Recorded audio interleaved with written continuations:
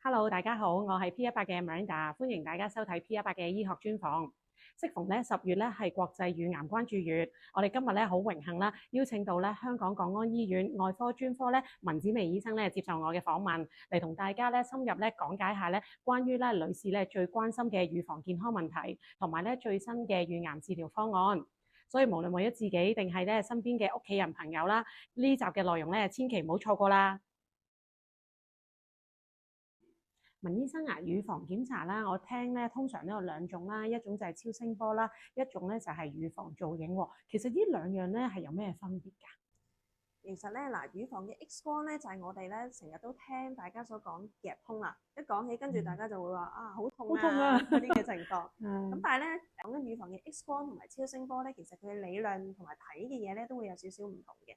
乳房 X 光咧好多時候我哋咧都會係一個我嚟體檢世界性都認可嘅性質，因為咧我哋睇晒成個乳房，主要重點好多時候咧就會睇下有冇一啲當然陰影我哋會睇得到啦，但係有一啲叫鈣化點。呢啲嘅微鈣化點好多時候我哋會透過真係呢啲嘅 X 光檢查先能夠睇得到嘅，亦都係好多時候一啲癌前病變或者係一啲最早期癌症嘅先兆嚟嘅。倒翻轉頭咧，超聲波就未必話睇得到啦，因為咧當一個微鈣化點未形成到一個腫塊嘅時候咧，係有機會超聲波會有漏咗嘅狀況。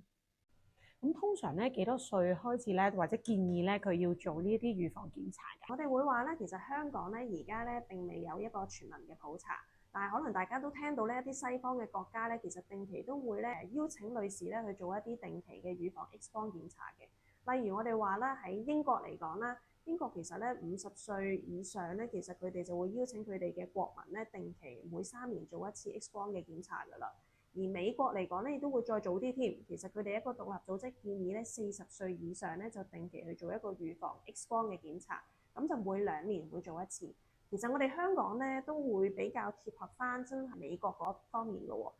香港乳癌基金會咧都建議咧，滿40歲嘅女士咧每2年咧去做一個預防 X 光檢查一次。咁但係咧，我哋都記得啦，因為咧大家都聽過。咦，似乎亞洲女士嘅乳房密度應該係比西方女士比較高喎。咁所以嚟講咧，大家都會問：咦，係咪唔係好準啊？嗰個狀況好多時候我哋都會結合翻超聲波作為一個互補不足嘅關係，咁就即係一個 X 光嘅檢查同超聲波兩樣嘢去做翻一個體檢。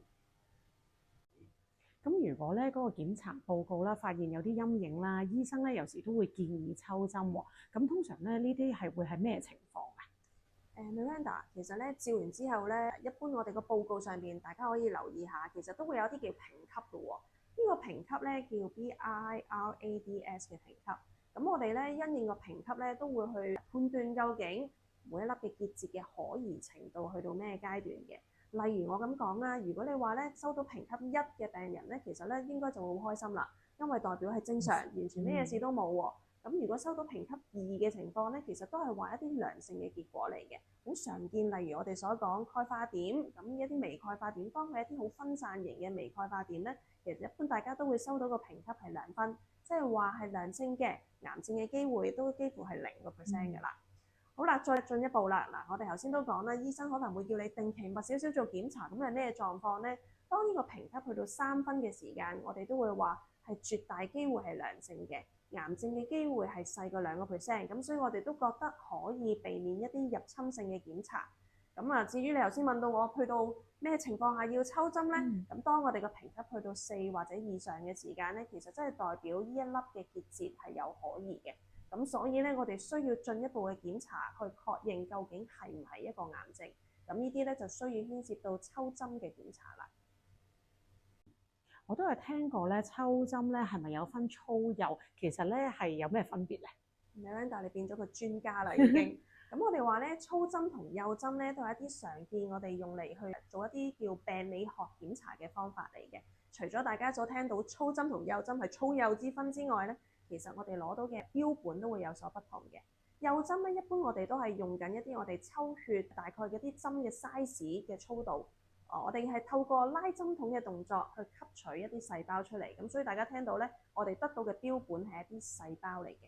咁但係我哋話，如果去到粗針咧，其實確實嚟講，我哋係真係好似咬嗰粒嘢幾啖，將嗰嚿肉粒去拎去化驗。咁所以當然我哋得到嘅標本嗰個準確度亦都會高啲。嗱，萬一咧真係去到一啲癌症嘅嚟講啦，我哋亦都會透過因為足夠嘅標本可以區分呢個癌症嘅類別啦。咁但係當然啦，頭先我哋之前講過，良性嘅毛病喎，良性嘅毛病其實咧嗰個分法咧都唔係淨係話良性、惡性咁嘅狀況嘅。良性嘅情況咧，其實都有一啲咧，我哋叫癌前病變。好多時呢啲嘅癌前病變咧，佢係未形成一個癌症，但係可能我哋都會想早少少處理咗呢個問題嘅。咁喺一個粗針嘅情況底下咧，就會俾到多少少資訊我哋，咦？呢一粒良性嘅結節究竟係我哋所擔心係純粹係一個纖維瘤啊，抑或真係去到一啲癌前病變，例如我哋所講一啲非典型嘅增生啦。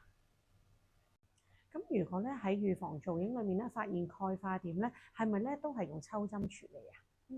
？Linda，我哋講緊咧頭先咧做完乳房嘅檢查啦，譬如 X 光造影啦，或者超聲波之後咧，其實我哋都會有一個評級嘅。咁當然啦，頭先我哋提過一啲分散型嘅微鈣化點，好多時得到嘅評級都係2分，咁所以係唔需要話額外嘅檢查嘅。咁但係當我哋去到一個微鈣化點係屬於可疑性質啦，個評級係4分或以上咧，其實我哋都需要做一啲活組織嘅檢查嘅。咁但係有別於我哋所講粗針定係幼針咧，其實咧有一個特別嘅抽針嘅方法嘅，我哋叫真空輔助活組織嘅檢查。咁講緊咧就係大家俗稱所聽嘅微創啦。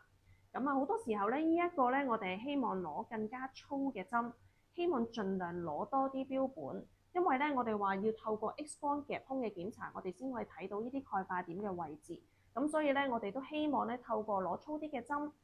盡量可能囊括大範圍啲嘅標本，而希望得到一個更加準確嘅檢查嘅。咁所以同之前我哋所講嘅粗針又再有少少唔同啦。今日咧多謝晒文醫生啦，咁詳盡嘅分享，俾我哋更加了解到啦，乳房嘅健康問題咧絕對唔可以忽視。最緊要咧就係我哋咧要做好定期檢查啦。如果咧不幸確診嘅話咧，記得及早治療啦。如果大家鍾意呢條片嘅話咧，歡迎 like and share 俾你身邊嘅朋友。有任何問題咧，歡迎留言俾我哋。如果大家想了解更多健康資訊咧，記得 follow 我哋嘅頻道啦。我哋下次再見，拜拜。